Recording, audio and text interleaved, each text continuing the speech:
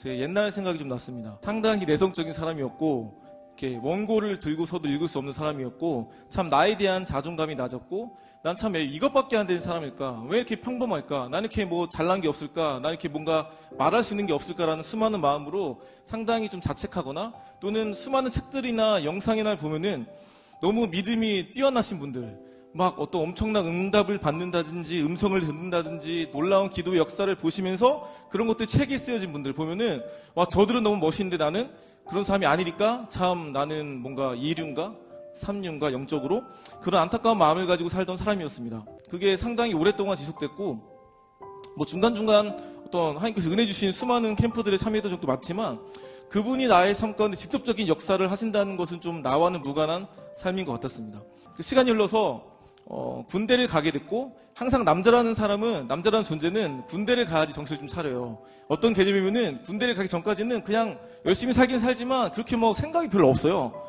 예, 저도 생각 별로 없었고, 근데 이제 군대를 제대할 얼마 안 남았다든지 군대를 제대하게 되면 어떤 고민하게 되면은 이제 내 나이가 적지 않다. 근데 해놓은 건 없다.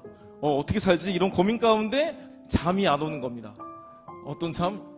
미래에 대한 고민 때문에. 그래서 고민만 하다 보니까 3주 이상을 지났어요. 3주 이상을 잠 못 이루는 밤을 보내는 시점을 보내는 그쯤에 하나님께 저한테 이런 질문을 던지시더라고요. 도움아, 네가 네 인생의 주인이야? 좀 충격적이긴 했지만 그 질문에 답은 해야 되니까 답은 다 아시잖아요. 하나님이십니다라는 마음을 들었는데 또 이런 마음을 주시는 거죠. 근데 왜 도움아, 너는 왜 네가 네 인생의 주인인 것처럼 아둥바둥 발버둥 치면서 어쩔 줄 몰라 하냐고. 상당히 충격적이었습니다. 왜냐면은 그런 생각 해본 적이 없었기 때문에. 아, 맞다. 내가 내 인생의 주인이 아니라 정말 그분이 내 인생의 주인이시라면은 내가 왜 내 인생의 주인처럼 뭐 아둥바둥 발버둥 치면서 어쩔 줄 몰라 하는 고민을 하는 거지? 온전히 맡기라고 해서 그 말이 상당히 충격적이었고, 그렇기 때문에 맞다. 온전히 그분이 내 인생의 주인이시기 때문에 믿고 살아야지 해서 한 달 동안 괜찮았어요. 한 달 동안만. 그 이후에는 또 의심이 드는 거죠. 왜냐하면 우리가 아무리 기도 응답을 받아내고 한다 할지라도 눈에 보이는 결과와 열매와 기도 응답에 대한 어떤 결과들에 대한 확실한 그 무언가는 바로 눈에 보이지 않아요. 상당히 오래 흐르고, 저도 마찬가지로 기도 응답을 받았다고 생각했지만 한 달이 지나도록 응답에 대한 눈에 보이는 게 없다 보니까 의심이 드는 거예요. 어떤 식으로? 내가 그냥 마음이 힘들고 어렵다 보니까 혼자 자기 위안? 그냥 자기 합리화 같은 식으로 내가 응답을 그냥 내 스스로가 만들어낸 거 아니야? 또 의심이 드는 과정 가운데 저에게 이제 위로가 됐던 성경 말씀을 보게 하셨던 말씀이 아까 좀 전에 이제 김윤기 목사님 말씀하셨던 그 말씀이었어요. 너희는 이전 일을 기억하지 말며 옛적 일을 생각하지 말라. 보라, 내가 새 일을 행하리니 이제 나타날 것이다. 너희가 그것을 알지 못하느냐? 반드시 내가 광야의 길을 사막의 칼을 내겠다는 이 말씀이 제가 그 힘들고 어려울 때 의심할 때 다시 한번 주신 확신해주는 말씀이었어요. 또 괜찮았어요. 한 달 동안만. 항상 한 달, 두 달밖에 안 가요, 약발은. 그래서 또 의심이 드는 거예요. 내가 또 힘들고 어려우니까 혼자 또 그런 말씀이 와닿는 거 아니야? 근데 주님 주신 마음 이거였어요. 도움아, 좀 가만히 좀 있어라. 내가 어려우니 인도하지 않겠니? 생각지 않게 뭐 뉴질랜드에 가는 길도 열려주셨고, 그 다음 태국에 가서 훈련받는 기간을 열려주시고 통해서 살다 보니까 내가 분명 20대 초반이나 중반까지는 그분이 나의 삶 가운데 역사하심이 보이지 않았는데, 그런 질문들과 반응들 속 가운데 저한테 주시는 그분의 메시지가 네가 네 인생의 주인이 아니야? 바로 하나님이, 바로 그분께서 주인의 고백을 통해서 그분을 믿는 어떤 훈련의 시간을 보내야 하셨던 것 같아요. 근데 우리는 항상 오늘 읽었던 말씀처럼 이런 고백을 하는 거죠. 오직 시온이 이르기를 여호와께서 나를 버리시며 주께서 나를 잊으셨다 하셨다.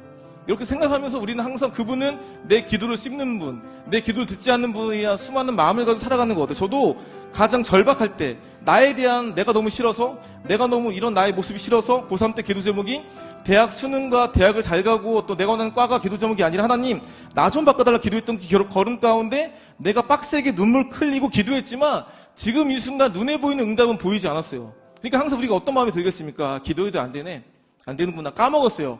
난 까먹고 잊었지만 하나님께서는 그때 그 순간 응답하지 않았지만 시간이 흘러서 좋은 공동체, 좋은 사람들, 생각지 않은 그분의 인도하심 가운데 그때 깨닫게 하시더라고요. 항상 뒤늦게 1년 후가 지나고 뭐 2년 후가 지나고 몇 년 후가 지나서 정말 하나님께서는 나는 까먹어도 난 잊어버려도 그분께서 잊지 않으시고 반드시 기억하시면서 응답하신다는 사실을 인생의 여정을 통해서 보게 하셨던 것 같아요. 그래서 항상 그분의 부르심이라는 것은 내가 원하는, 내가 좋아하는 방식으로만 말씀하지 않는 것 같아요. 제가 하는 수많은 사역들, 활동들이 다 제가 어느새 했던 적이 거의 없어요. 다들 이걸 해야 돼?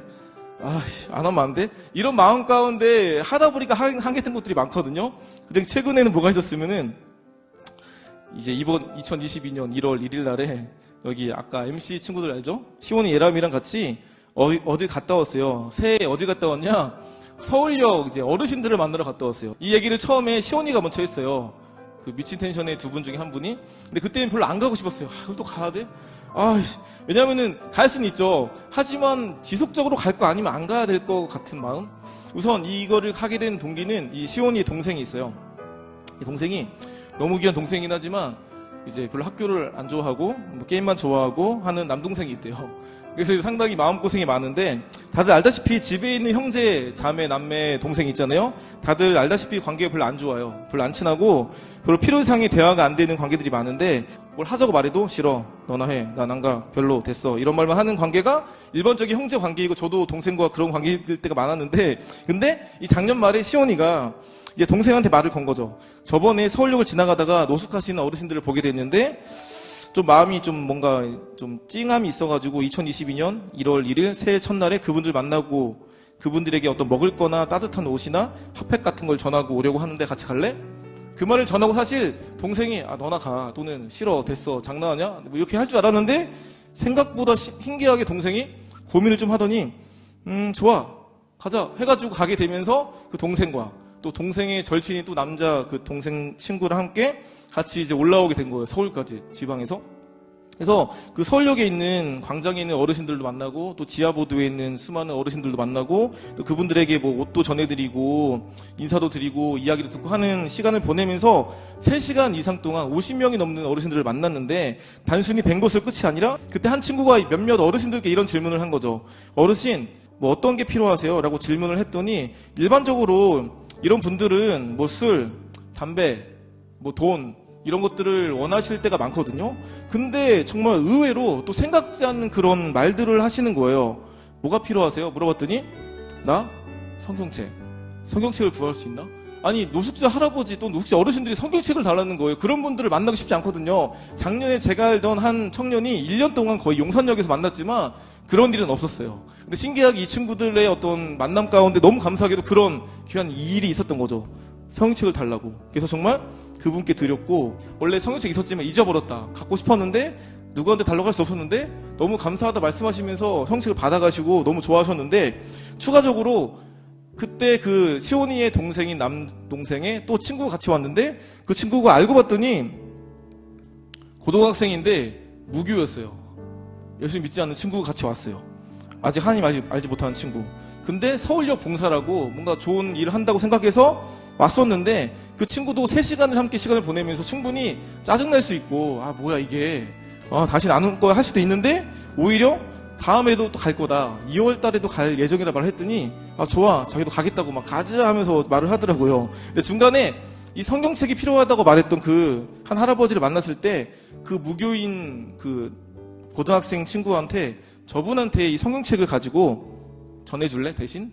했을 때 충분히 싫어요, 나는 무교회 할 수 있지만, 이 아이가 오히려 잘 받아들고 이거를 들고 그 할아버지께 성경을 전해주는 모습을 볼 때 그게 참 저한테 좀 잊지 못할 장면이었어요. 왜냐하면 하나님은 항상 그런 식으로 우리 삶 가운데 역사하시는 것 같아요. 우리가 뭔가 준비돼서 그럴 만한 존재, 하나님을 잘 알고 믿음이 좋아서가 아니라, 그게 아님에도 불구하고 부르셔서 놀라운 하나님의 역사에 동참하게 하시는 것 같습니다. 저는 전국을 누비면서 참 많은 아이들 만나고 많은 사람들 만나는데, 그 아이들이 원래 믿음이 좋고 원래 그럴 만한 가정 환경, 원래 모태신앙, 원래 누가 볼 때 뜨거운 애들만 그런 어떤 믿음의 도전과 어떤 믿음의 액션을 취하는 것이 아니라, 누가 볼 때 그런 사람이 아닌데 다들 얘가 되겠어? 얘는 불가능해. 얘가 이렇게 뭐 교회를 떠나고 교회를 안 나가고, 어떤 친구는 저 고3 때 수능 끝나면은 교회 떠나려고 그랬어요. 했던 한 아이가 있었단 말이에요. 걔는 저기 땅끝 해남에 사는 친구였어요. 있는 집안이지만 자기는 믿음이 없어서 맨날 술, 담배 기본이었고, 그 아이가 생각지 않게 필리핀 단기 선교를 따라갔다 온 거예요. 고등학교 2학년 때. 왜 따라갔다 왔겠습니까? 어떤 선교가 목적이겠습니까? 봉사가 목적이겠습니까? 아니죠. 그냥 외국 가서 여행하고 있다 마음을 갈다가 변화돼가지고 학교에 들어가서 성경책을 읽는 거예요. 다 놀라는 거죠. 너 미쳤냐? 정신 나간 거 아니야? 너 무슨 뭐 사입에 빠졌어? 달라지고 나서 학교에 스쿨처치 세우게 되고 결국 그 아이를 통해서 그 지역 가운데 놀라운 부흥의 역사가, 부흥의 불씨가 시작됐는데, 하나님의 역사는 항상 어떤 방식으로 어떻게 일어날지 모르는 것 같습니다. 내가 볼 때 저 친구가, 저 사람이 뭐 변화될 수 있을까? 우리는 포기해도 하나님은 포기하지 않으십니다. 내가 날 포기해도 하나님은 포기하지 않으신다는 거예요. 지금 내가 느낄 때 하나님이 함께하지 않는 것 같고, 내가 인생 가운데 하나님께서 역사하지 않는 것 같고, 보이지 않아도, 느껴지지 않아도 이미 하나님은 곁에 계시고 옆에 계시고 이미 보이지 않는 손길 가운데 내가 너와 함께하고 있다, 내가 너를 잊지 않고 있다 하십니다.